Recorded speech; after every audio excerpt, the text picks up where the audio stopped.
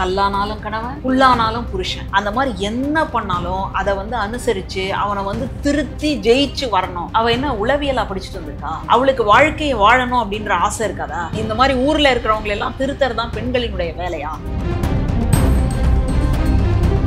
போற வீட்டுல எப்படிதான் போய் குப்பை கொட்ட போறியோ, குப்பை கொட்டுறதுக்காக ஒரு வீட்டுக்கு போறோம், அந்த குப்பையை இருக்கிற வீட்லயே கொட்டிட கூடாதா?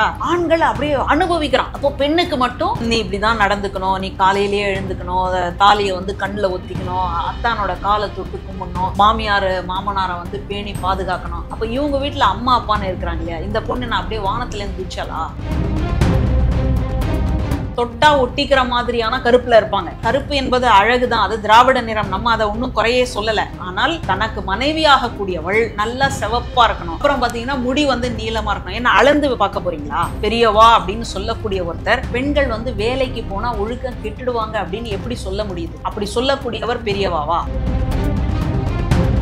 300 சவரன் போட்டிருக்காங்க, 70 லட்சம் கொடுத்து ஒரு கார் வந்து வாங்கி கொடுத்துருக்காங்க. இது பத்தாதுன்னு சொல்லி தான் 200 சவரன் போடுங்க அப்படின்னு கேட்டுதான் வரதட்சணை கொடுமை பண்ணியதாக உடல் அளவிலையும் மனதளவிலையும் துன்புறுத்தியதா அந்த பெண் வந்து வாய்ஸ் சாட்ல வந்து சொல்லியிருக்காங்க. அப்போ பெண் என்பவள் இவ்வளவு மதிப்பு கொடுத்து இன்னொரு வீட்டுக்கு போற ஒரு அடகு பொருளா தான் இன்னமும் இந்த சமூகத்துல வந்து பார்க்கப்படுகிறாளா? சமூக ஊடகங்கள்ல ஒரு பெண் வந்து பேசுறா, இல்ல ஒரு பொது வெளிகள்ல ஒரு பெண் வரா அப்படின்னு சொன்னா உடனே பேசக்கூடிய பேச்சு என்னன்னா, இவெல்லாம் எப்படி இருப்பா தெரியுமா, வீட்டுக்கு அடங்காதவளா இருப்பா, இவளோட எத்தனை பேர் இருக்காங்க தெரியுமா? இந்த ஒரு வார்த்தையை தான் மறுபடியும் பயன்படுத்துறாங்க. என்னுடைய இனிஷியல் இல்லாம ஒரு குழந்தை இருக்குமா, அது அவமானம் இல்லையா? உன்னுடைய இனிஷியல் இல்லாம ஒரு குழந்தை இருந்தா அவமானம் அப்படின்னா, அப்ப பெண்ணினுடைய இனிஷியல் இல்லாம இருக்கிறது அவமானம் இல்லையா? இப்போ இது எல்லாமே வந்து ஒரு கற்பிதங்கள் தான். ஒருவனுக்கு ஒருத்தியாக வாழ்வது என்பதெல்லாம் எப்படி வந்து சரியா வரும்? இப்ப நடுவுல யாரோ ஒருத்தங்க இறந்துட்டாங்க ஏதோ ஒரு காரணத்தின் காரணமாக, அப்படியே வந்து இருக்கணுமா? இதே ஒரு ஆணுக்கு வந்துட்டு ஒரு மனைவி இறந்துட்டா அப்படின்னு சொன்னா அந்த ஆணுக்கு அடுத்து திருமணம் நடக்குது இல்லையா, அப்போ வராத அசிங்கமும் அவமானமும் ஒரு பெண்ணுக்கு நடக்கும்போது ஏன் வருது? தன்னுடைய மகள் இறந்ததுக்கு அப்புறமா இவங்க வந்து போலீஸ்ல புகார் கொடுத்திருக்காங்க. ஏன் அது முதல்லயே அந்த பெண்ணை வந்துட்டு ஒரு மாசத்துக்குள்ளேயே வீட்டுக்கு வந்தது இல்லையா இந்த மாதிரி பிரச்சனைகள் அப்படின்னு, அப்பவே ஏன் கொடுக்க வரல? இந்த பெண்ணை வச்சுதான் நான் வந்து வரவ பாக்குறேன் அப்படின்னு சொன்னா, அப்போ நீங்க சோம்பேறியா? நீங்க கையால் ஆகாதவரா? உங்களுக்குன்னு தன்மானம் கிடையாதா? சுய மரியாதை எதுவுமே கிடையாதா? முதுகெலும்பு இல்லையா உங்களுக்கு? உங்களால உழைக்க முடியாதா? நீங்க மாற்றுத்திறனாளியா? அதையாவது சொல்லுங்க. ஒருவேளை வரதட்சணை வேணாம் அப்படின்னு மாப்பிள்ளை வீட்டுல சொல்லிட்டாங்கன்னா, மாப்பிள்ளைக்கு ஏதாவது குறை இருக்குமோ, அதுதான் வேணாம்னு சொல்லிட்டாங்க அப்படின்னா, மாப்பிள்ளை படிக்கலையா? மாப்பிள்ளை வந்து வேற ஏதாவது ரொம்ப சின்ன தொழில் பண்றாரா? அதுதானா அப்படின்னு சில பேர் கேட்கவே செய்யறாங்க. இந்த மாதிரி பேசக்கூடிய ஒரு நிலைமை வந்திருக்குன்னா,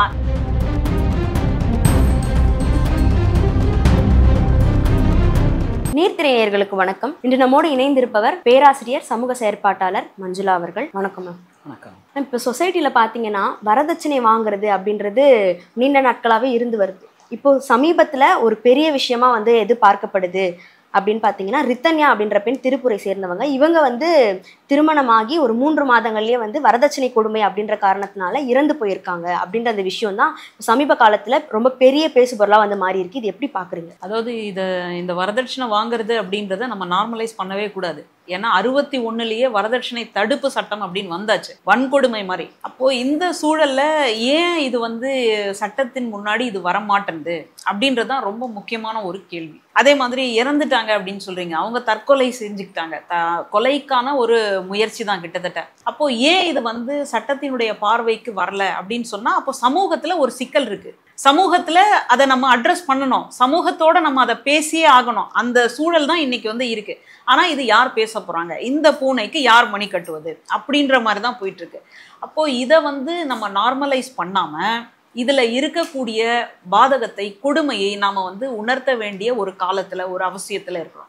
இன்னைக்கு எத்தனை நூற்றாண்டு நம்ம கடந்து வந்திருக்கிறோம், விண்வெளிக்கெல்லாம் போயிட்டு வந்துட்டு இருக்கிறோம். இன்னைக்கு ஏஐன்னு எடுத்துக்கிட்டிங்கன்னா, அந்த செயற்கை நுண்ணறிவின் வழியாக இப்போ நான் தமிழில் பேசிட்டு இருக்கிறேன் அப்படின்னா, உடனடியாக யாருக்கு என்ன மொழி தெரியுமோ அந்த மொழியில வந்து மொழிபெயர்க்கக்கூடிய அத்தனை அறிவியல் வளர்ந்ததுக்கு அப்புறமா கூட பெண்கள் வந்து வரதட்சணையின் கொடுமை காரணமாக தற்கொலை செஞ்சுக்கிட்டாங்க அப்படின்னு சொல்றது அசிங்கமா இருக்கு, ரொம்ப அவமானமா இருக்கு. நம்ம தமிழ் தற்கொலை ஃப்ரேம் பண்றதுலயே பிழை இருக்குன்னு சொல்ல வரீங்களா மேம்? இல்ல நான் என்ன சொல்ல வரேன்னா, தற்கொலைக்கு போயிட்டாங்களே அப்படின்றது அவமானப்பட வேண்டிய ஒரு சமூகம். அப்போ பெண்ணை வந்து அந்த இடத்துக்கு நம்ம தள்ளி இருக்கிறோமே அப்படின்றது ரொம்ப முக்கியமான ஒரு பார்வை. ஒரு கல்யாணம் அப்படின்றது எவ்வளோ மகிழ்ச்சியான விஷயம். இப்போ அந்த காலத்துலலாம் சொல்லுவாங்க கால்கட்டு போடுறது, அதுலேயும் வந்து ரொம்ப முரட்டுத்தனமாக இருக்கக்கூடிய பையங்களுக்கெல்லாம் ஒரு கல்யாணத்தை பண்ணி வச்சா பொட்டி பாம்பா அடங்கிடுவாங்க அப்படின்னு சொல்கிற வழக்கத்தை வந்து நம்ம பார்க்குறோம். அப்படின்னா பெண்கள் என்ன இந்த சமூக சீர்திருத்த பள்ளியை நடத்திக்கிட்டு இருக்கிறாங்க?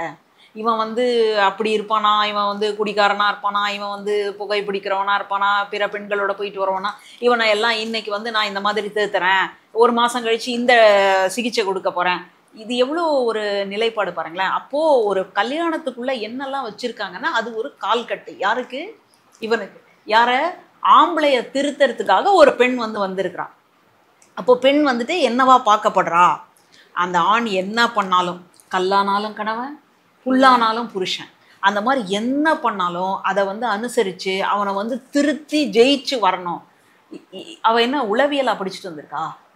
அவளுக்கு வாழ்க்கையை வாழணும் அப்படின்ற ஆசை இருக்காதா?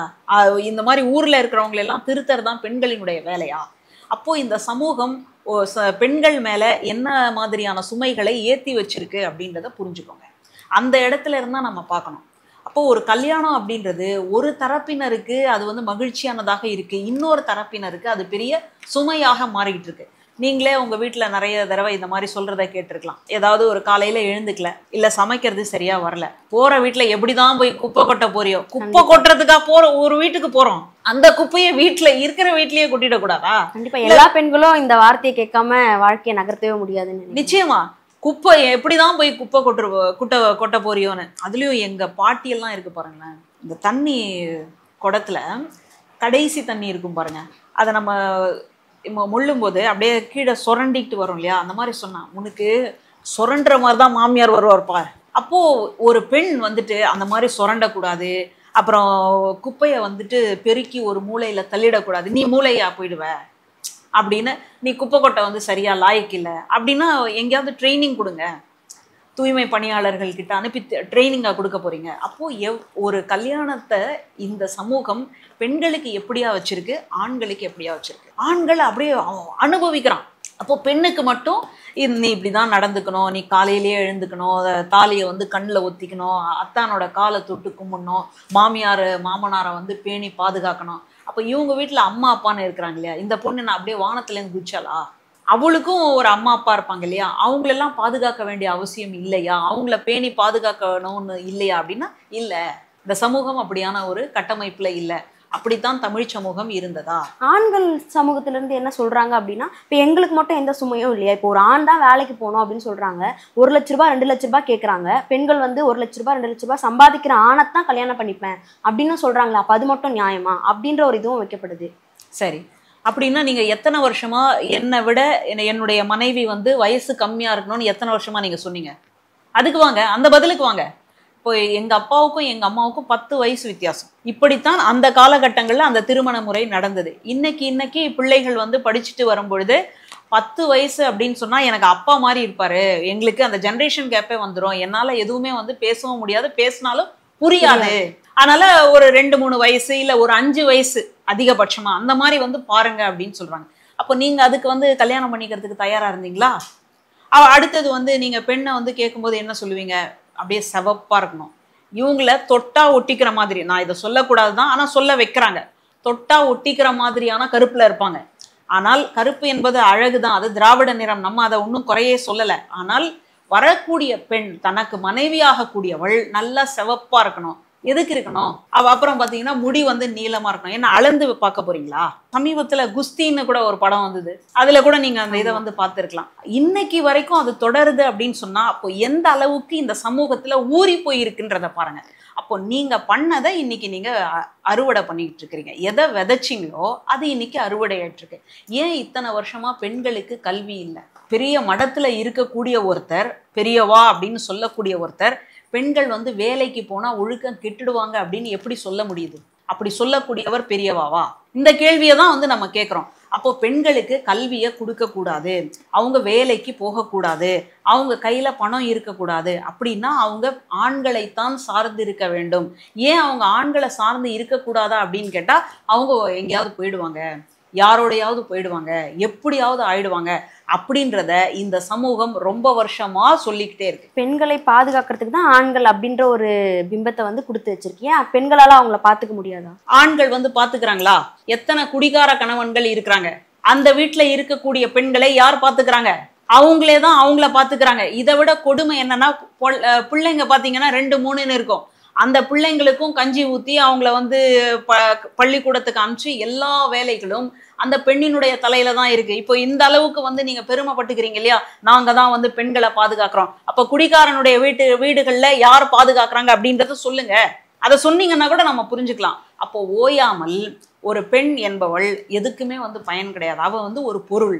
எப்படி வந்து ஒரு பொருளை பாதுகாக்கணும்? இப்போ காரை வந்து நீங்க நடு ரோட்ல விட்டு போனீங்கன்னா போலீஸ்காரன் வந்து பூட்டு போட்டுட்டு போயிடுவான். அடுத்தது அதை வந்து நம்ம பத்திரப்படுத்தி வைக்கணும். பார்க்கிங்னே ஒரு படம் வந்தது, அதுல கூட நம்ம பார்த்துருக்கலாம். எங்க கொண்டு போய் பார்க் பண்றது? காக்கா எச்சம் போட்டுடுதா, யாராவது கோடு போட்டு போயிடுறாங்களா, கீறிட்டு போயிடுறாங்களா, இந்த மாதிரி பாதுகாக்கிறது. பெண் அப்படித்தானா? பெண் பாதுகாக்கப்பட வேண்டிய பொருளா? அவ வந்து உயிரும் உடலும் ரத்தமும் சதையும் இருக்கக்கூடிய ஒருத்தி. அவளை வந்துட்டு ஒரு பெண்ணை போல அவருக்கு வந்து கல்வி கொடுக்க கூடாது, அவ வந்து வேலைக்கும் போயிடக்கூடாது அப்படின்னு சொன்னா அப்போ என்ன அர்த்தம்னா, இவர்கள் தங்களுடைய கையாலாகாத தனத்தை இந்த மாதிரி வெளிப்படுத்துகிறாங்களே தவிர இதுல எந்த விதமான உண்மையும் கிடையாது. அப்படி ஒருவேளை இவங்க சொல்றாங்க இல்லையா அப்படின்னா, அப்போ இன்னைக்கு வந்து பெண்கள் படிச்சுட்டு வந்தாங்க இல்லையா, அப்போ அவங்களால அறிவில்லாம இருக்கிறாங்களா? படிக்க முடியாம திணறாங்களா? இன்னைக்கு எத்தனை துறைகள்ல அவங்க வந்து வேலை பார்க்குறாங்க, எத்தனை துறைகள்ல உயர் பதவிகள்ல அவங்க இருக்கிறாங்க. அப்போ அந்த மாதிரி இருக்கும் பொழுது அந்த பெண்களுக்கு யார் பாதுகாப்பு? அவங்க தானே அந்த நிறுவனத்துக்கே பாதுகாப்பாக அவங்க இருக்கும் பொழுது அந்த பெண்களை நாங்க பாதுகாக்கிறோம்னு சொல்றாங்க பாருங்க. இதை விட ஒரு அசிங்கம் இருக்குமா? அப்போ இந்த சமூகத்தினுடைய அந்த சிந்திக்கும் திறன், கற்பிதம்னு சொல்லுவோம் இல்லையா, அந்த கற்பிதங்கள் மாறாத வரைக்கும் நம்மளால ஒண்ணுமே செய்ய முடியாது. நான் என்ன கேட்குறேன், மயிலாப்பூருக்கு போக வேண்டிய பேருந்துக்கு பதிலாக டிநகருக்கு போக வேண்டிய பேருந்தில் ஏறிட்டோம் தெரியாம. அது அடுத்த ஸ்டாப் வந்த உடனே நமக்கு தெரிஞ்சிருச்சு, ஓ தப்பா ஏறிட்டோம். உடனே இறங்கிட்டு நம்ம அடுத்த பேருந்தை பிடிச்சிட்டு போயிடும். அது மாதிரி தாங்க கல்யாணமும் தப்பா நடந்துடுச்சு. அதை விட்டுட்டு நம்ம வெளியில வர்றதுக்கு எவ்வளவு நேரம் ஆக போகுது?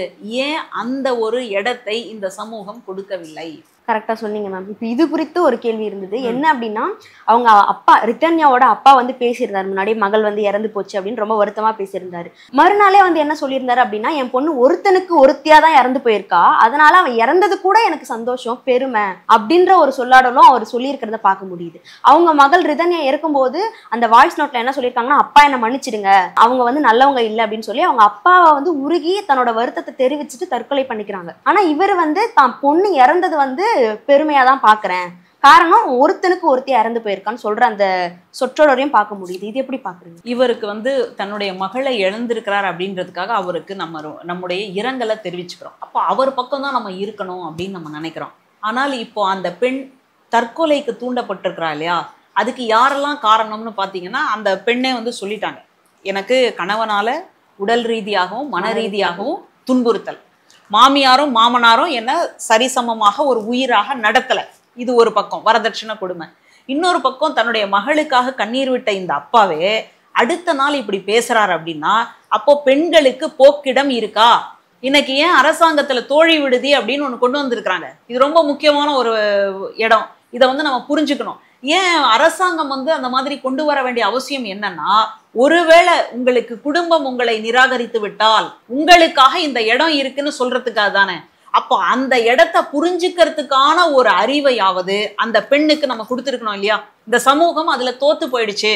ஏன் தோத்து போச்சுன்னா, தன்னுடைய மகள் இறந்துட்டா அப்படின்றத தெரிஞ்சதுக்கு அப்புறமா தன்னுடைய வருத்தத்தை பதிவு செஞ்ச அதே அப்பா இன்னைக்கு ஒருவனுக்கு ஒருத்தியாக கற்பு கரசின்னு ஒரு சொல் இருக்கு, கற்பு கரசன் இருக்கா. அப்போ அவர் மனசுக்குள்ள இருக்கக்கூடிய அந்த ஆணாதிக்க சிந்தனை இன்னைக்கு வெளிப்பட்டுடுச்சு பாருங்களேன். அவர் மேல நமக்கு வந்து ஒரு பச்சாதாபம் இருந்தது, ஒரு கருணை, ஒரு இரக்கம் இருந்தது, ஒரு பரிவு இருந்தது. ஆனா இன்னைக்கு இவர் இந்த மாதிரி பேசினதுக்கு அப்புறமா அப்போ அந்த பெண் தன்னுடைய வீட்டுல நடந்த புகுந்த வீட்டுல நடந்த கொடுமைகளை வந்து சொல்லும் பொழுது அவ என்னெல்லாம் சொல்லி ஆறுதல் படுத்தப்பட்டிருப்பா. முதல்லயே அவர் வந்து ஒரு மாசத்துக்குள்ளேயே பிரச்சனை, வீட்டுக்கு வந்தாச்சு அம்மா வீட்டுக்கு. அடுத்ததா அவளுக்கு வந்து புத்திமதி எல்லாம் சொல்லி அதுக்கப்புறம் குடும்பம்னா 1000 இருக்குமா, அனுசரிச்சு தான் போகணும் அப்படின்னு சொல்லி அனுப்பிச்சிருப்பாங்க. அதுக்கும் முன்னாடி இன்னொன்று நடந்திருக்கும். என்னன்னா, ஒரு பெண் ஒரு வீட்டில் பிறந்து வளரும் போதே என்னவா சொல்றாங்க அப்படின்னா, நீ வந்து பெருமையா வாழணும், 4 பேர் மெச்சுற மாதிரி. அந்த 4 பேர் யாருன்னு எனக்கு தெரியல. அந்த 4 பேரை கொண்டு வந்து இப்போ நிறுத்துங்க பார்க்கலாம். 4 பேர் 4 விதமா பேசுற மாதிரி எங்களை எதுவும் பண்ணிட்டு போயிடாது, அசிங்கப்படுத்திட்டு போயிடாது அப்படின்னு. அதனால அவளை வளர்க்கும் போதே எப்படி வளர்க்குறாங்கன்னா, உனக்கு எது நடந்தாலும் அது புகுந்த வீடுதான், உனக்கு எது நடந்தாலும் அது கணவன் வழியாகத்தான், உனக்கு எது நடந்தாலும் அதுதான். அப்போ இது என்ன அகதியானாங்க? இப்போ ஒரு நாட்டுல வந்து சண்டை நடக்குதுங்க, அப்போ அங்க இருக்க முடியாம இன்னொரு நாட்டுக்கு நம்ம வரோம். அப்படி வரும்பொழுது நமக்கு வந்து முகாம்கள் அமைச்சு நம்மளை வந்து தங்க வைக்கிறாங்க இல்லையா? அந்த மாதிரி முகாம்கள் தான் வந்து பிறந்த வீடா? நீங்க வளர்ற வரைக்கும் இருந்துட்டு கல்யாணம் ஆகி போன உடனே அதுதான் உங்க இடம் அப்படின்னு சொல்றது எவ்வளவு மோசமான ஒரு நிலைப்பாடு பாருங்களேன். சொந்த வீட்டிலேயே அகதியாக வாழக்கூடிய கொடுமை யாருக்கு நடக்குதுன்னா பெண்களுக்கு தான் நடக்குது. பெண் தனக்கான பிரச்சனையை சொன்னதுக்கு அப்புறமா கூட அங்க என்ன மாதிரியான ஒரு ஆறுதல் நடந்திருக்கும்னு நமக்கு தெரியல. அது ரொம்ப முக்கியமான ஒரு இடம், அது வருத்தப்பட வேண்டிய ஒரு இடம். ஒருவேளை அந்த அப்பா அம்மா இன்னும் கூட ஒரு நம்பிக்கை ஊட்டி இருந்தால் ஒருவேளை வேற மாதிரியா இருந்திருக்குமா அப்படின்னு அந்த இழப்பை பார்த்ததுக்கு அப்புறமா நம்முடைய மனசு வந்து ஒரு பெரிய பரிதவிப்புக்குள்ள உள்ளாகுது. எனக்கு என்ன ஒரு சந்தேகம்னா, இந்த அளவுக்கு படிச்சிருக்கக்கூடிய ஒரு பெண், டிகிரி எல்லாம் வாங்கியிருக்கிறாங்க. நம்ம சாதாரணமாகவே படிச்சாலே சொந்த காலில் நிற்கலாம். கல்வின்னு ஒரு அதிகாரம் திருக்குறள்ல, அதுல முதல் திருக்குறளே கற்க கசடர கற்பவை கற்றபின் நிற்க அதற்கு தக அப்படின்னு வள்ளுவர் எழுதியிருப்பார். அந்த ஒரு திருக்குறள்ல, இன்னும் கூட சில திருக்குறள்ல துணைக்கால் இருக்காது, இந்த திருக்குறள்ல பர்டிகுலரா துணைக்கால் இல்லை. முதல் திருக்குறள்லயே என்ன அப்படின்னு யோசிச்சு பார்த்தா அதுக்கப்புறமா தான் சொல்றாங்க, ஒரு படிச்சவன் யாருடைய காலையும் நம்பி கிடையாது, தன்னுடைய சொந்த காலிலேயே நிற்பான் அப்படின்றத வலியுறுத்துவதற்காகத்தான் வள்ளுவர் இப்படி ஒரு திருக்குறளை அமைச்சிருக்கிறாருன்னு பாக்குறோம். அப்போ இந்த பெண்ணுக்கு டிகிரி வரைக்கும் படிப்பு கிடைச்சிருக்கு, கல்லூரி வரைக்கும் போய் படிச்சதுக்கு அப்புறமா அவங்க குடும்ப சூழல் எப்படி இருக்கு, பொருளாதாரத்துல பின்தங்கிய நிலையும் கிடையாது, நல்லபடியாக இருக்கிறாங்க. அப்படி இருக்கக்கூடிய ஒரு சூழல்ல அந்த பெண்ணுக்கு நாம் கொடுக்க வேண்டிய நம்பிக்கையும் தைரியத்தையும் கொடுத்தோமா? அப்போ இந்த சமூகம் வந்து எந்த அளவுக்கு முன்னேறி இருக்குன்னு நம்மளால சொல்ல முடியும்? அப்போ இவ்வளவு அளவுக்கு உண்மையிலேயே பிரச்சனை யாருக்கு அப்படின்னா மணமகனுக்கு தான், அந்த கல்யாணமான அந்த கணவனுக்கு தான். அவனுக்கு தான் ஒரு பெண்ணை எப்படி நடத்த வேண்டும் அப்படின்றது தெரியல. அவனுக்கு வேலை வேற இல்லை அப்படின்னு சொல்றாங்க. ஒரு வேலை இல்லாத ஒருத்தனுக்கு எப்படி வந்து கல்யாணம் பண்ணி வச்சாங்க? வேலை இல்லாத தன்னுடைய மகனுக்கு எப்படி இவங்க போய் பெண் பார்த்தாங்க?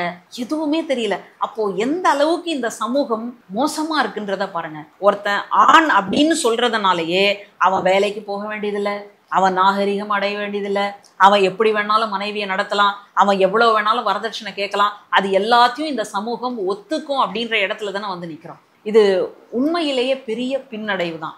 அந்த வீட்டில் அம்மான்னு சொல்லி ஒரு பெண் இருக்காங்க இல்லையா, அவங்களுடைய நிலை என்ன? அவங்களும் மனுஷி தானே, வேற யாருமே கிடையாது இல்லையா? அப்போ மனுஷியாக இருக்கக்கூடிய அந்த பெண்ணுக்கு கூட வந்திருக்கக்கூடிய பெண்ணுக்கு இந்த அளவுக்கு கொடுமை நடக்குதே, இந்த அளவுக்கு நம்ம துரோகம் பண்றோமே அப்படின்ற மனசாட்சி உறுத்துச்சா? ஏன் உறுத்தல? ஏன்னா ரொம்ப வருஷமா பெண்களை வந்து இப்படித்தான் வச்சிருக்கணும் அப்படின்னு ஒரு ஆரிய மனநிலைகளை வந்து நம்ம பார்க்குறோம் இல்லையா? தமிழ் சமூகம் இப்படி கிடையாது. தமிழ் சமூகம் தாய் வழி சமூகம். நம்முடைய வழிபாடு எல்லாமே தாய் தெய்வ வழிபாடு தான். அதைத்தான் வந்து நிறுவனமயமாக்குறேன்னு சொல்லி அடிச்சு உடைச்சி எல்லாத்தையும் ஆரியமயமாக்கி அந்த கோவிலுக்குள்ள முன்னாடி வந்து நமக்கு துவஜஸ்தம்பம் அப்படின்னு சொல்லி ஒரு கொடி கம்பத்தை கொண்டு வந்து நட்டு வச்சுட்டாங்க. அந்த கொடி கம்பத்தை நட்டதுக்கு அப்புறமா தான் நம்மளால வந்து ஆடு கோழி இதை போன்றவற்றை வந்து பலி கொடுக்க முடியல. ஐயனார் கோவிலையும் முனீஸ்வரன் கோவிலையும் பலி இல்லாம இருந்திருக்கா? பலி கொடுப்பாங்க. வேணா அந்த பெண் வீட்டில் இருக்கக்கூடிய மகளோ மருமகளோ கருவுற்று இருக்கிறா அப்படின்னு சொன்னா, மாசமா இருக்கிறான்னா பலி கொடுக்க மாட்டாங்க. குழந்தை பிறந்ததுக்கு அப்புறமா காது குத்து அப்படின்னு சொன்னா பலி இருக்கும். அப்போ இதையெல்லாம் உடைச்சி போட்டு என்னைக்கு வந்து இந்த தமிழ் பண்பாட்டையும் நாகரிகத்தையும் மரபையும் இந்த மாதிரி நிறுவனமயமாக்குறேன் அப்படின்னு சொல்லி ஆரிய சிந்தனைகள் உள்ள வந்ததோ அன்னைக்கே தமிழ் சமூகத்தினுடைய பண்பாடு எல்லாமே போயிடுச்சு. அதனால்தான் யாரோ ஒருத்தர் ஒரு பெண் வந்து வேலைக்கு போனாலே அவ வந்து ஒழுக்கம் நம்ம சோதிக்க வேண்டிய ஒரு நிலைமையில இருக்குன்னு சொல்லும் போதே இந்த சமூகம் கேள்வி கேட்காம விட்டுடுச்சு இல்லையா? அப்போ அந்த ஆரிய சிந்தனைகளை அப்படியே உள்வாங்கி செரிச்சு வச்சிருக்கு இல்லையா? அந்த செரிச்சு வச்சிருக்கக்கூடிய அந்த சிந்தனை போற வரைக்கும் நமக்கு வந்து தீர்வே கிடைக்காது. நம்ம ஏதாவது ஒத்து வராத உணவு சாப்பிட்டோம்னா முன்னாடியும் பின்னாடியும் வந்துடுது, அதானே இயற்கை. அப்போ ஒத்து வராத வாழ்க்கைக்குள்ள எப்படி உங்களால வாழ முடியும்? அந்த வாழ முடியாத அப்படின்ற முடிவை தற்கொலையாக எடுக்கக்கூடாது அப்படின்னு தான் நம்ம பேசுறோம். ஆனா ஏன் வந்து தற்கொலையா எடுத்திருக்கிறா? இதுதான் $1 மில்லியன் கேள்வி.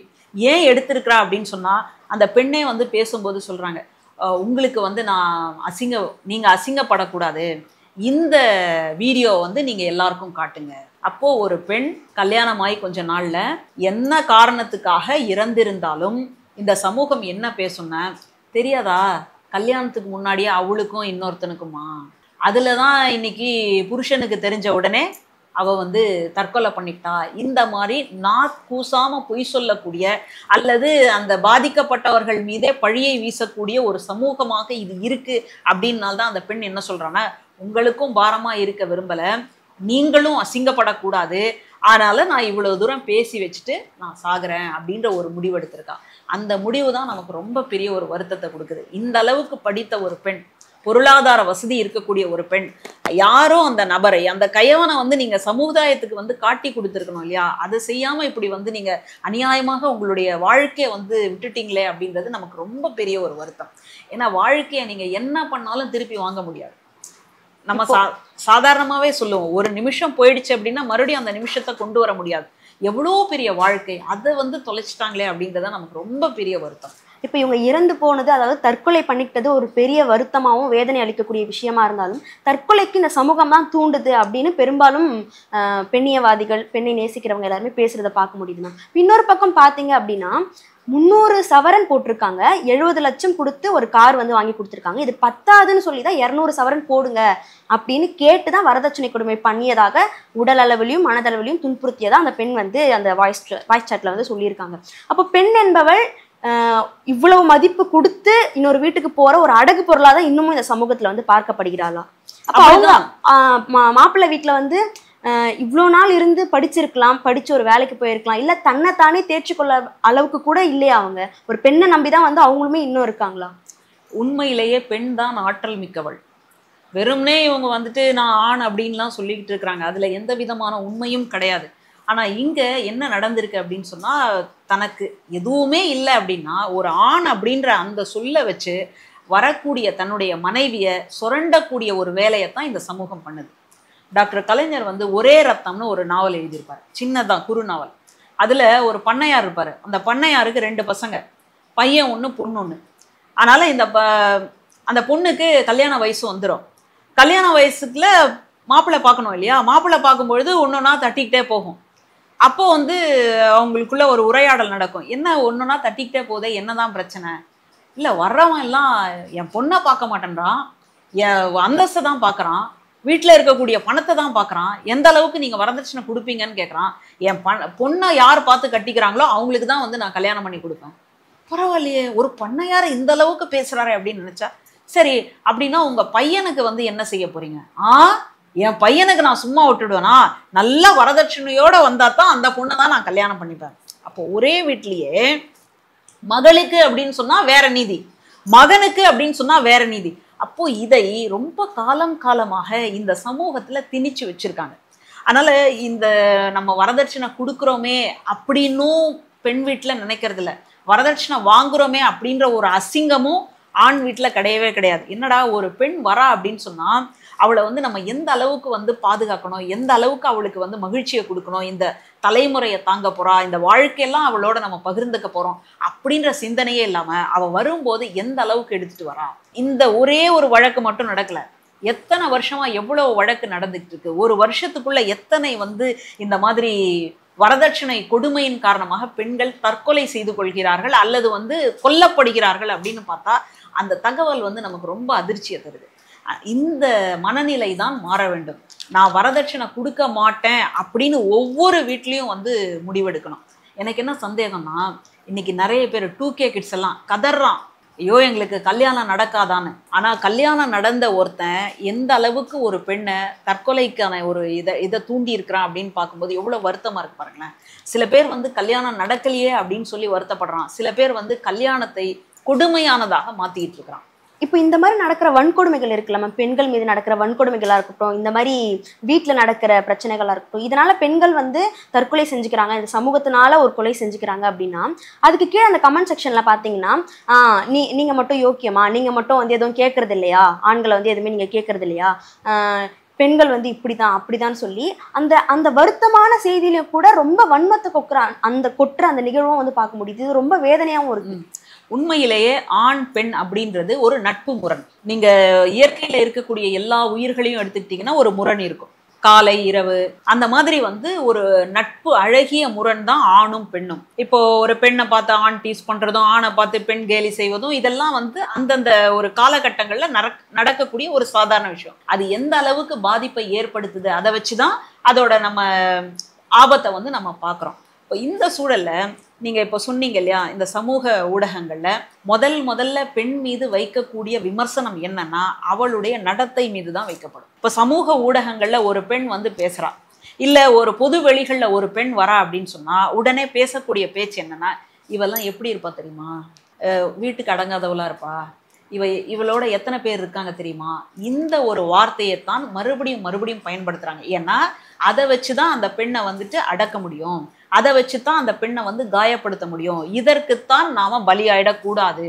உண்மையிலேயே நம்முடைய நோக்கம் சரியானதாக இருந்தால், ஏன்னா இன்னைக்கு அது வேற சில இடங்கள்ல பிரச்சனையா இருக்கு. பெண்களுக்கு சம உரிமை இருக்காங்க அப்படின்னு பார்த்தா செம உரிமையில சில பேர் போயிட்டு இருக்கிறாங்க.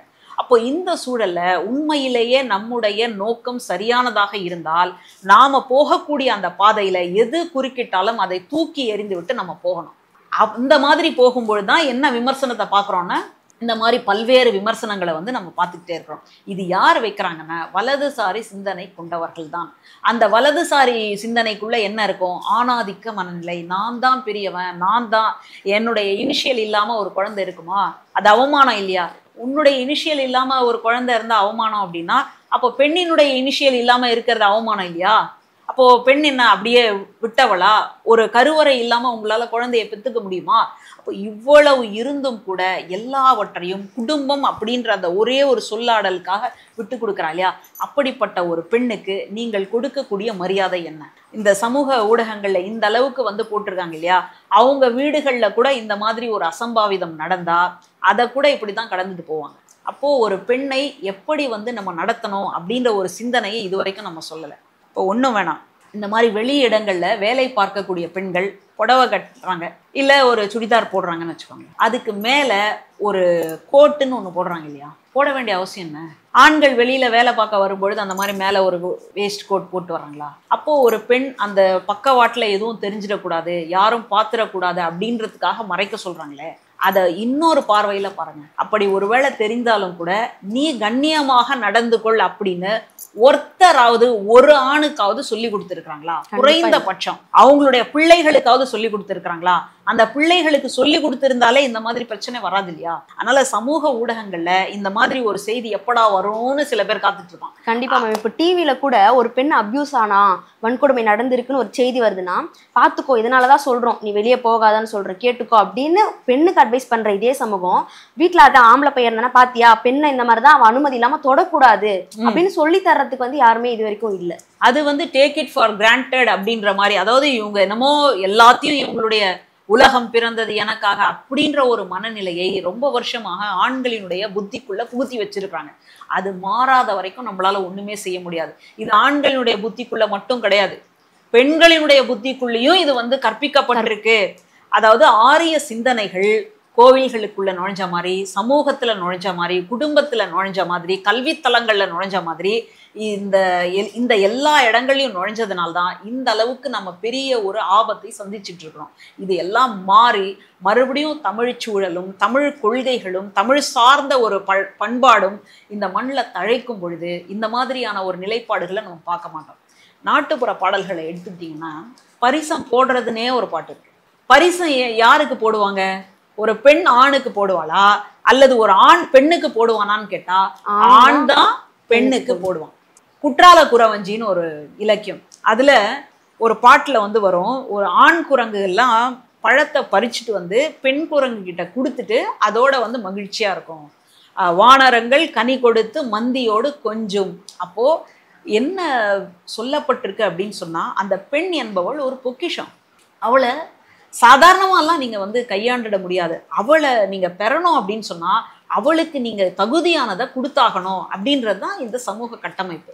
அதனால தான் பரிசம் போடுதல் அப்படின்னு நம்ம சொல்றோம். இப்போ உங்க வீட்டுக்கு வாஷிங் மிஷின் இல்லாம, மிக்சி கிரைண்டர் இல்லாம ஒருத்தி வந்து வேலை செய்யறா அப்படின்னா அப்போ அந்த பெண்ணுக்கு நீங்க கொடுக்கணுமா, அந்த பெண்ணை மதிப்பும் மரியாதையோட நீங்க நடத்தணுமா, இல்லை அவ வரும்போதே இது எல்லாத்தையும் எடுத்துட்டு வந்து நீங்க சொல்றதையெல்லாம் கேட்டுக்கிட்டு, நீங்க கொடுக்குற அடியெல்லாம் வாங்கிட்டு, நீங்க போடாத சாப்பாடையும் போட்டதா சொல்லிட்டு 4 பேருக்கு மதிக்கிற மாதிரி அவ வாழணுமா? யோசிச்சு பாருங்க. அப்போ பெண்ணுக்குத்தான் பரிசம் கொடுக்கக்கூடிய போடக்கூடிய ஒரு மரபு முறை நம்முடைய தமிழ் சமூகத்துல இருந்தது. அதை மாத்தி நான் கன்னிகா தானம் பண்றேன். எதை தானம் பண்ணுவோம்? பசுமாட்டை தானம் பண்ணுவோம். உணவு ஏதாவது இருந்ததுன்னா அதை நம்ம அன்னதானமா வந்து கொடுக்கறது வழக்கம். அப்போ ஒரு பொருளை நம்ம கொடுப்போம். பசுமாட்டுக்கு பெருசா நான் இருக்கிறேன், அங்க போறேன் வரேன் அப்படின்லாம் சொல்ல தெரியாது. நீங்க யார் கூட அனுப்புறீங்களோ அது அந்த இடத்துல வந்து இருக்க போகுது. அந்த மாதிரி ஒரு பொருளை தானம் செய்வது போல கன்னிகா தானம் அப்படின்ற ஒரு சொல் வந்ததுக்கு அப்புறமா பெண்களை ஒரு பொருளாக, அதுலயும் பாலியல் பொருளாக, இந்த வழக்குல கூட என்ன சொல்றாங்கன்னா, அந்த கணவன் ரொம்ப மோசமான ஒரு பாலியல் ஆசைகளை வந்து நிறைவேற்றிக்கணும், ஏதோ எங்கேயோ பாக்குறாங்க இல்லையா, அதை எல்லாத்தையும் தன்னுடைய மனைவி கிட்ட வந்து நம்ம நிறைவேற்றிக்கணும் அப்படின்னு நினைக்கிறது உண்மையிலேயே பெரிய தப்பு.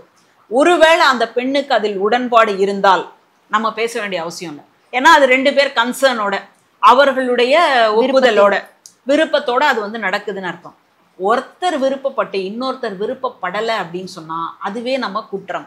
இப்போ பெண் வந்து விரும்பாம ஆண் தொட வந்தாலே சட்ட ரீதியாக நம்ம வந்து கேஸ் கொடுக்கலாம். இப்போ இந்த சூழல்ல மோசமான கொடுமையான ஒரு பாலியல் உறவுக்கு அந்த மனைவியாக இருந்தாலும் அவளை அழைத்து அவளை வந்து அந்த அளவுக்கு அபியூஸ்ன்னு நம்ம சொல்லுவோம் ஆங்கிலத்துல, உடல் ரீதியாக துன்புறுத்துவது என்பது சரியான நடைமுறை அல்ல.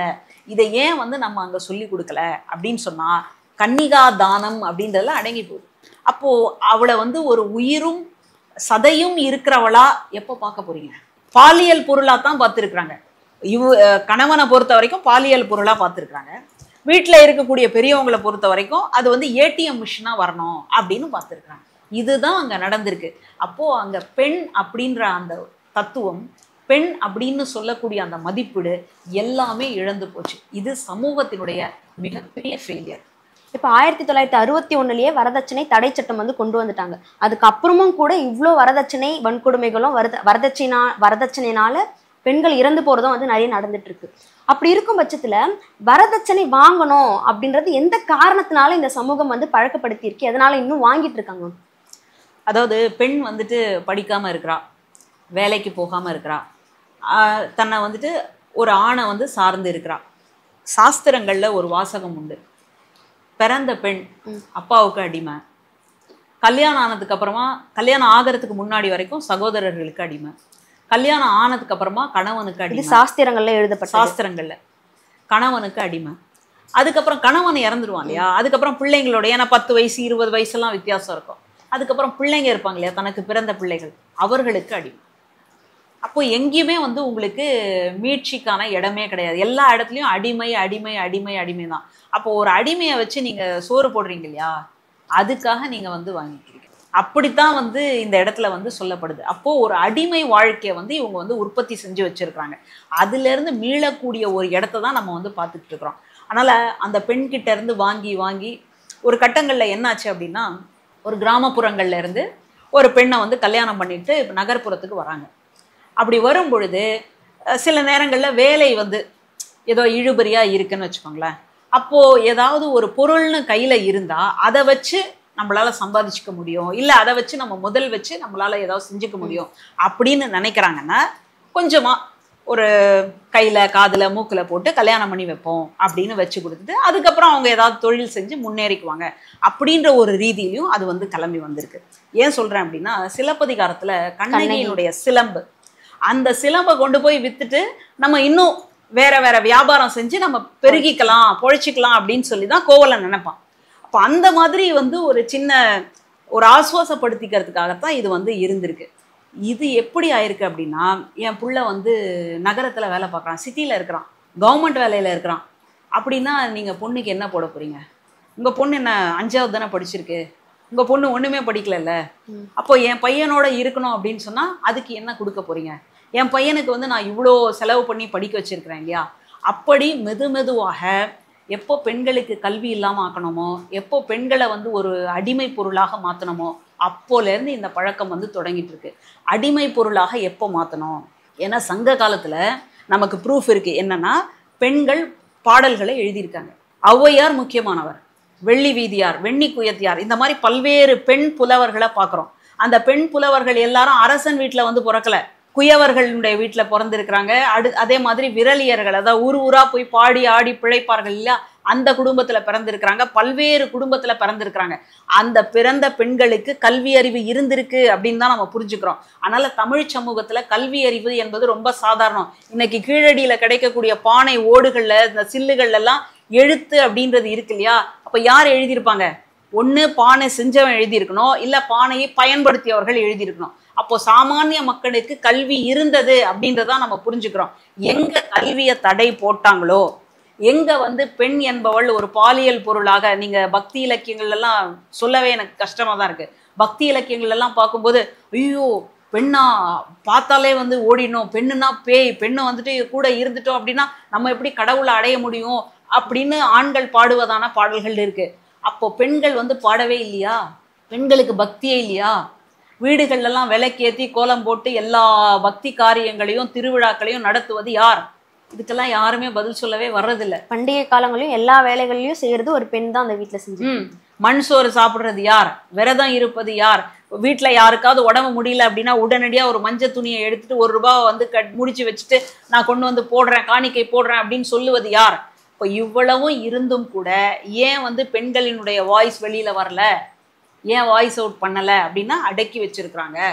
அப்போது தமிழ் சமூகத்தில் இருந்த மரபுகளும் பண்பாடும் மீறப்படும் பொழுது, அதை வந்து நசுக்கிய ஒரு காலத்தில் ஆரிய சிந்தனைகள் உள் புகும் பொழுது பெண்களை வந்துட்டு ஒரு அடிமை பொருளாக, நான் என்ன கேட்குறேன், வீட்டில் வந்து வேலைக்கு போகாமல் வீட்டில் வேலை பார்க்கக்கூடிய பெண்கள் தங்களை என்ன சொல்லிப்பாங்க? நீங்கள் என்னங்க பண்ணுறீங்க?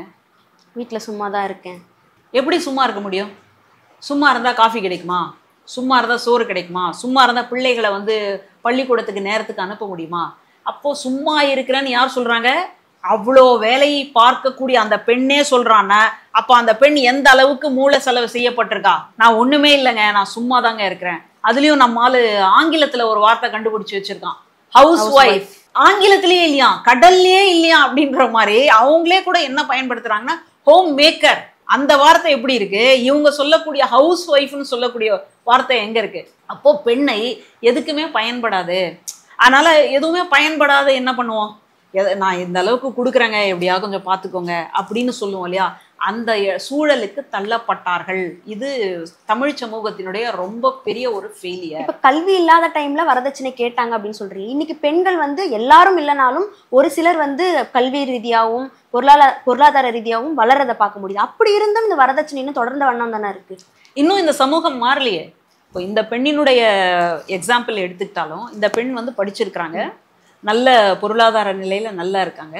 இவ்வளவு இருந்தும் கூட அவங்க தனியாக வந்து கார் ஓட்டக்கூடிய அளவுக்கு இருக்கிறாங்க.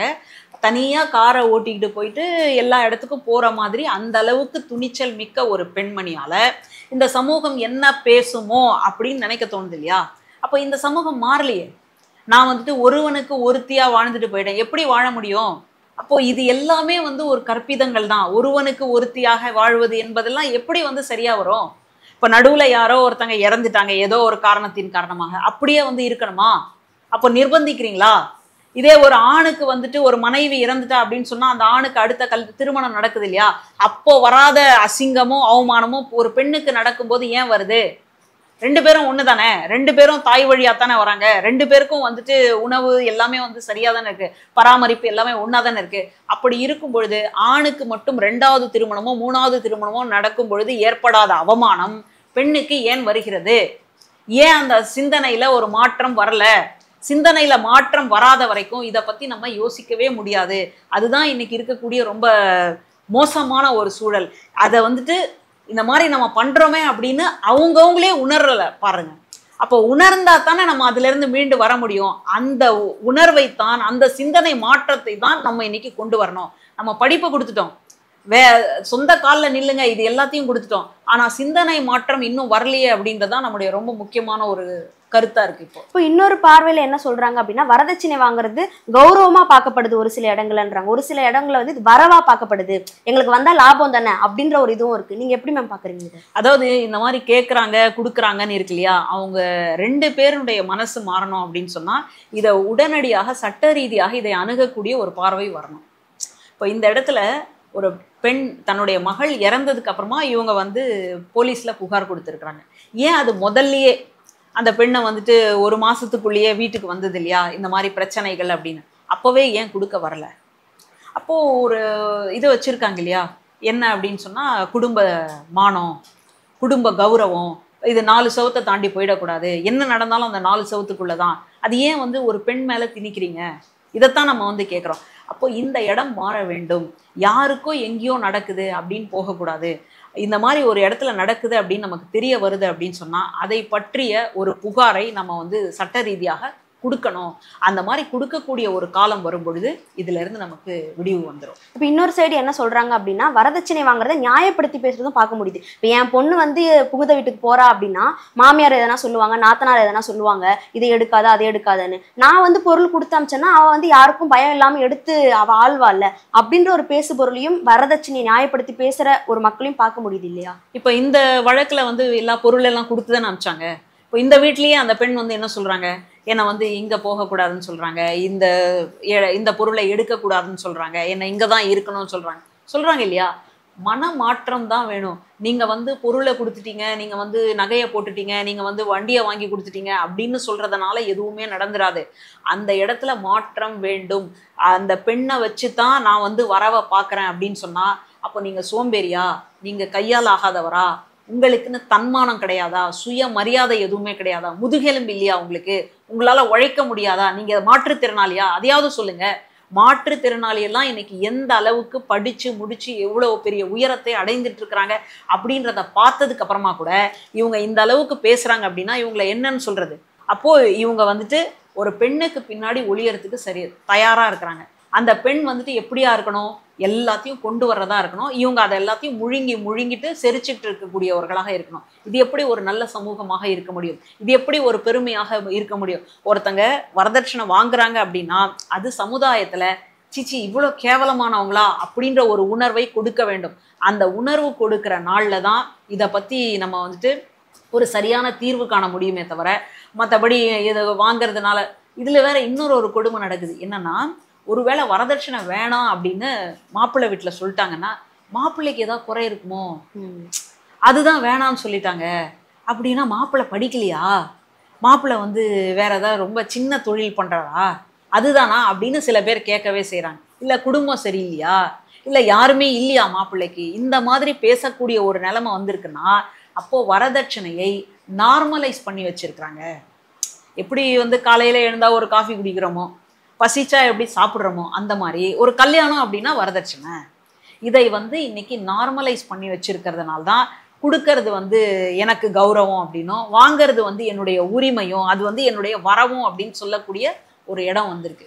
இதுக்கு சட்ட ரீதியாக அணுகினால்தான், இதை நடக்குது அப்படின்னு சொன்ன உடனே புகார் கொடுக்க முனைந்தால்தான் இதை வந்து நம்ம தடுக்க முடியும். ஏன்னா இப்போ பொருளாதார ரீதியா கொஞ்சம் வலுவா இருக்கிறவங்க கிட்ட தான் வரதட்சணை கேட்குறாங்க, பொருளாதாரம் இல்லாதவங்க கிட்டலாம் கேட்கறது இல்லைன்னு சொல்றாங்க. ஆனா பொருளாதார அளவுல உயராதவங்க கூட கடன் வாங்கியாச்சு வரதட்சணை கொடுக்கணும் அப்படின்ற நிலைக்கு தள்ளப்படுறத பார்க்க முடியுது. 4 நாட்களுக்கு முன்னாடி கூட திருவள்ளூர்ல பொன்னேரி அந்த கிராமத்தை சேர்ந்த ஒரு பெண் திருமணமாகி 4 நாட்கள் தான் ஆகுது. 4 நாட்கள் மறு வீட்டுக்கு செல்றப்ப அங்க தற்கொலை செய்யறத பார்க்க முடியுது. அதுக்கு கீழே என்ன சொல்றாங்க, 4 நாள்ல எப்படி வன்கொடுமை பண்ணுவாங்க, 4 நாள்ல எப்படி வரதட்சணை கேட்டு கொடுமை பண்ணுவாங்க, 4 நாள்லையா அப்படின்னு அப்பயுமே விக்டிம் பிளேம் பண்ண முடியுதுதான் பார்க்க முடியுது. நான் என்ன கேட்குறேன், ஒரு 4 நாள்ல திருமணமான ஒரு பெண் தூக்கிட்டு தற்கொலை பண்ணிக்க வேண்டிய அவசியம் என்ன? நம்ம கூட தேன் நிலவு காலம் அப்படின்னு இன்னொரு மோசமான பழமொழி வச்சிருக்காங்க, ஆசை 60 நாள் மோகம் 30 நாள். அப்போ அது கூட முடியாம ஒரு பெண் வந்து தூக்கிட்டு தற்கொலை பண்ணிக்கிறான்னா என்ன நடந்திருக்கும்? அதுவும் எங்க பிறந்த வீட்டிலேயே வந்து பண்ணியிருக்கிறான். எதுக்காக வந்திருக்கிறாங்க, மறு வீட்டுக்கு வந்துட்டு போனோம் அப்படின்னு இருக்கு இல்லையா, இங்க கை நினைக்கிறது அங்க போறது அப்படின்னு. அந்த வந்த இடத்துலயே அந்த கணவன் வந்து வரதட்சணை, இந்த சவரத்துல ஒண்ணு குறையுது, ஒரு சவரம் குறையுது, அதை வந்து கொண்டு வா, ஏசி ஏதோ வேணும் அப்படின்னு மாமனார் வீட்லயே சண்டை போட்டிருக்காருன்னா அப்போ அவங்க வீட்டுல என்ன பாடுபடுத்தியிருப்பார்? அதை வந்து அவளால சொல்லிக்கவும் முடியல. ஏன்னா பொருளாதாரத்துல பின்தங்கிய குடும்பம், அவங்க கடனை உடனே வாங்கி கல்யாணம் பண்ணி வச்சிருப்பாங்க. அப்பாவோட முகத்தை எப்படி அந்த பிள்ளை பார்க்கும்? அம்மாவும் என்ன சொல்லி அனுப்பிச்சிருப்பாங்க. இப்போ இந்த சூழல்ல அந்த பெண்ணால எதுவும் சொல்லிக்க கூட முடியல போல இருக்கு. கூட அக்கம் பக்கத்துல இருக்கிறவங்க கிட்டயாவது சொல்லிக்கலாம்னு பார்த்தா இந்த அளவுக்கு செலவு பண்ணி கல்யாணம் பண்ணியிருக்காங்க. ஏன்னா அவங்களுடைய சக்திக்கு மீறி. இன்னைக்கெல்லாம் ஒரு சவரம் எவ்வளவு விலை விக்குதுன்னு பாருங்க. நல்ல வேலைக்கு போறவங்களாலேயே வாங்க முடியல. ஏன் இன்னைக்கு வந்து கொலையும் கொள்ளையும் அதிகமாயிட்டு இருக்குன்னா இந்த சவரனுடைய விலையும் பார்க்குறோம். அப்போ இந்த சூழல்ல அக்கம் பக்கத்துல கூட சொல்ல முடியாம ஒரு கழிவறைக்குள்ள தூக்கு போட்டுக்குது அப்படின்னு சொன்னா எவ்வளவு மன உளைச்சலுக்கு அந்த பிள்ளை ஆளாகி இருக்கும். ஒரு கல்யாணம் முடிஞ்சு 4 நாள்ல அப்படின்னா எவ்வளோ சந்தோஷம். எடுத்த ஃபோட்டோஸ் பார்த்துட்டு இருப்பாங்க. நண்பர்கள்லாம் ஃபோன் பண்ணி எப்படி இருக்கு என்ன அப்படின்னு கேட்பாங்க. வீட்டில் வந்திருக்கக்கூடிய சொந்தக்காரங்களாம் நல்லா பார்த்துக்கிறாங்களாமா இதெல்லாம் கேட்டுட்டு இருப்பாங்க. ஒரு 4 நாளுக்குள்ள இவ்வளவு விஷயம் நடந்துகிட்டே இருக்குமே, அதுக்குள்ள நீங்க சாகணும்னு போறீங்கன்னா அப்போ எந்த அளவுக்கு அந்த பெண்ணை வந்து தற்கொலையை நோக்கி தூண்டி இருக்கிறாங்க இதைத்தான் பார்க்கணுமே தவிர 4 நாள்ல என்ன கொடுமை பண்ணாங்க 1 மணி நேரத்துல கூட கொடுமை பண்ணலாம் இல்லையா? அப்போ ஆண்களை வந்துட்டு என்ன நடந்தாலும் அவங்கள வந்து விட்டுடுங்க அப்படின்னு பார்க்கக்கூடிய பார்வை தான் இதுல இருந்து நம்ம தெரிஞ்சுக்கிறோம். அப்போ பெண்கள் அப்படின்னு சொன்னா ஏமாத்துவாங்க, பொய் சொல்லுவாங்க, வேற எதையாவது நினைச்சு இதுக்கு இந்த மேல பழிய போட்டுருவாங்க இப்படின்னு பார்க்கக்கூடிய பார்வை இந்த சமூகத்துல இருக்கு. அதுதான் இந்த பேச்சுகள்லாம் நமக்கு காட்டுதே தவிர ஒரு ஆணை வந்து பாதுகாக்கக்கூடிய ஒரு சமூகம் ஒரு பெண்ணை இப்படி நிர்கதியா விட்டுடுச்சே அப்படின்றதான் நம்முடைய வருத்தம். இந்த வரதட்சணை கொடுமைகளுக்கு தீர்வா நம்ம என்ன பண்ணலாம் மேம்? ஆல்ரெடி ஒரு சட்டம் இருக்கு, அதை தாண்டி வேற என்னென்ன பண்ணலாம்? மனமாற்றம் தான் முக்கியம். மக்களுக்கு வந்துட்டு இதை வரதட்சணை கொடுக்குறேன் அப்படின்றவங்களுக்கும் நம்ம ஒரு கவுன்சிலிங் கொடுத்தாக்கணும், வாங்குறேன் அப்படின்றவங்களுக்கும் கவுன்சிலிங் கொடுத்தாக்கணும். அதுக்கெல்லாம் முன்னாடியா என்ன செய்யணும் அப்படின்னா, ஒரு கல்யாணம் நடக்குதுன்னா நீங்க ஜாதகம் பார்க்குறீங்களோ இல்லையோ, அவங்க வீட்டில் வந்து வசதியை பார்க்குறீங்களோ இல்லையோ, அந்த ஆண் எப்படி இருக்கிறான், இந்த பெண் எப்படி இருக்கிறா அப்படின்னு மருத்துவ ரீதியான சான்றிதழ் வாங்க வேண்டியது ரொம்ப முக்கியம். நம்ம சுயமரியாதை திருமணத்துலலாம் அதை நம்ம வந்து பார்க்குறோம். ஒரு மருத்துவ சான்றிதழ் என்பது உடல் ரீதியாக மன ரீதியாக எப்படி இருக்கிறாங்க அப்படின்றத பார்க்குறோம். 10 பொருத்தத்தை பார்க்குறோமே தவிர இதை வந்து நம்ம பார்க்காம விட்டுட்டோமே அப்படின்றது ரொம்ப முக்கியமான ஒரு கருத்தாக இன்னைக்கு வந்து நான் பார்க்குறேன். அதனால் உளவியல் ரீதியாக ஒரு ஆலோசனை கொடுத்து ஒரு மாற்றம் வந்தால்தான் இதை வந்து தடுத்து நிறுத்த முடியும். ஓகே மேம், இவ்வளவு நேரம் நீர்த்துறையோடு பல கருத்துக்கள் பகிர்ந்துக்கிட்டீங்க, ரொம்ப நன்றி.